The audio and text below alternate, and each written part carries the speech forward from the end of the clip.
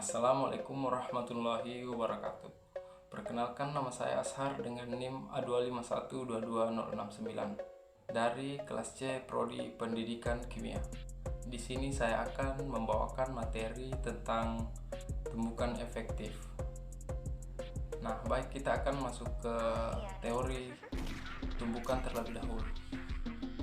Dalam fase gas ataupun cair, molekul ataupun partikel dari suatu zat itu akan bergerak secara bebas atau acak. Jadi di dalam suatu wadah kan terjadi tumbukan antar partikel tersebut. Nah, tumbukan-tumbukan ini pasti akan menghasilkan suatu reaksi kimia. Namun tidak semua tumbukan itu dapat menghasilkan suatu reaksi kimia karena adanya beberapa faktor. Nah, tumbukan yang berhasil menghasilkan suatu reaksi kimia ini disebut tumbukan efektif. Baik, selanjutnya kita masuk ke hubungan antara laju reaksi dengan teori tumbukan.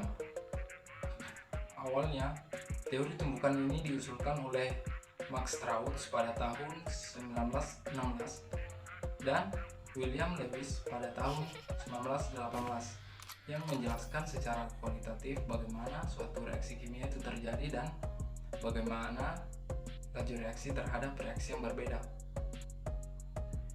Nah, dari situ kita tahu bahwa teori tumbukan itu ada hubungannya dengan laju reaksi kimia.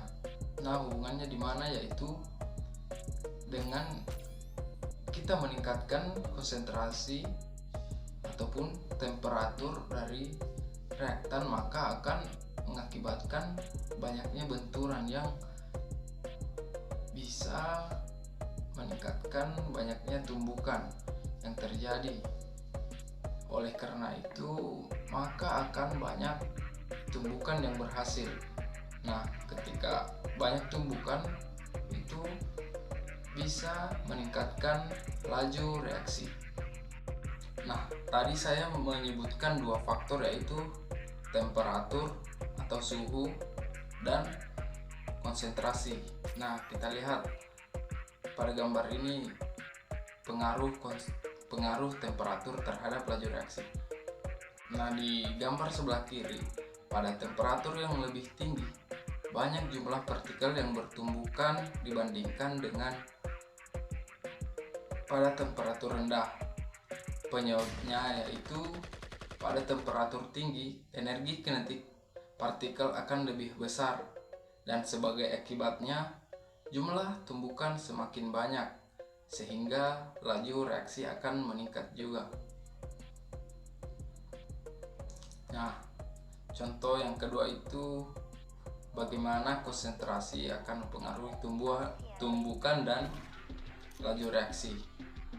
Lihat pada gambar sebelah kanan, jumlah partikel reaktannya itu banyak, maka akan semakin banyak jumlah partikel yang bertumbukan dan itu akan semakin dekat jarak antara partikel sehingga jumlah tumbukan yang efektif juga itu meningkat.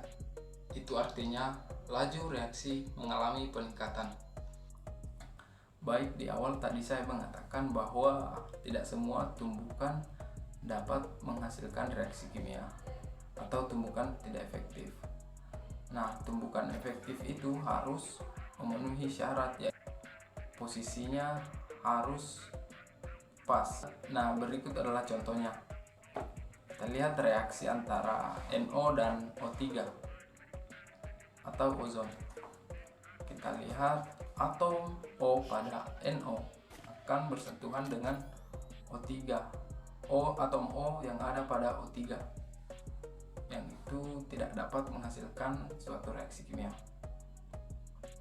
Nah, kita lihat di tumbukan efektif di bawah, yaitu ketika atom N pada NO itu akan bersentuhan dengan atau berinteraksi dengan atom O yang ada pada O3 yang itu bisa mengakibatkan lepasnya ikatan antara salah satu atom O yang ada pada O3 ini yang akan membentuk suatu produk. yaitu NO2 dan O2. Itulah yang disebut tumbukan efektif. Nah, tidak cuma itu, tumbukan efektif juga harus memenuhi syarat, yaitu memiliki energi yang cukup. Energi apa itu? Energi aktivasi. Energi aktivasi adalah energi yang diperlukan, energi minimum yang diperlukan untuk melakukan tumbukan efektif disebut energi aktivasi. Molekul-molekul bereaksi mengalami gaya tolak dari awan-awan elektron bereaksi yang lain, sehingga untuk mengimbangi gaya tolak ini, masing-masing molekul harus memiliki energi yang cukup besar untuk dapat menembus awan-awan elektron tersebut.